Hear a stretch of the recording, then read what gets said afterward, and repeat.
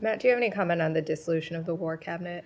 I don't. That's ultimately an internal matter for the Do government. you anticipate this will make conversations with the Israeli government more challenging, easier, particularly around the ceasefire? No, I'm just not going to offer any type of assessment about what it might mean. Ultimately, those decisions are decisions for the government of Israel and for the people of Israel. We will deal with whatever government is in place in Israel, as we have since the beginning of this administration, as the United States has, going back a number of administrations and over a number of different governments of Israel.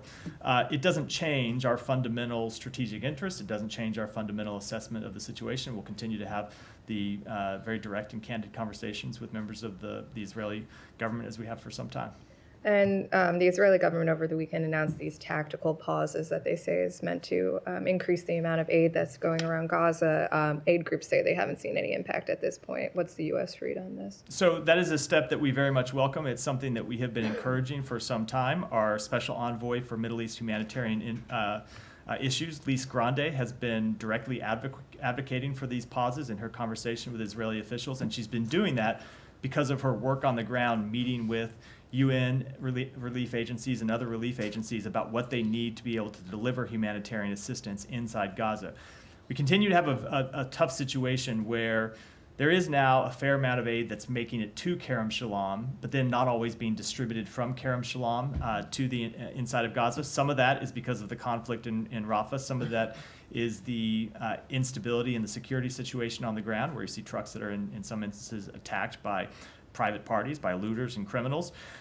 This removes one of those obstacles. Now, look, it'll probably take a few days to see how it's actually implemented for people to adjust to this new reality, but we think it's a step that's very positive that ought to improve the distribution situation inside Gaza. And how does the U.S. intend to hold Israel accountable for honoring these tactical pauses?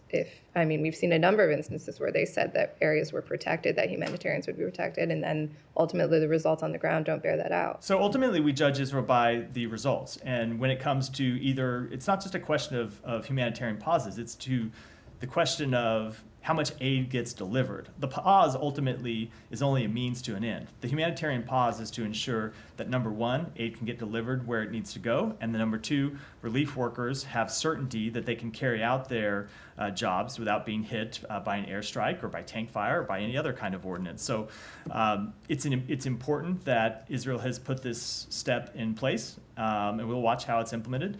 And if there are changes that need to be made, we of course won't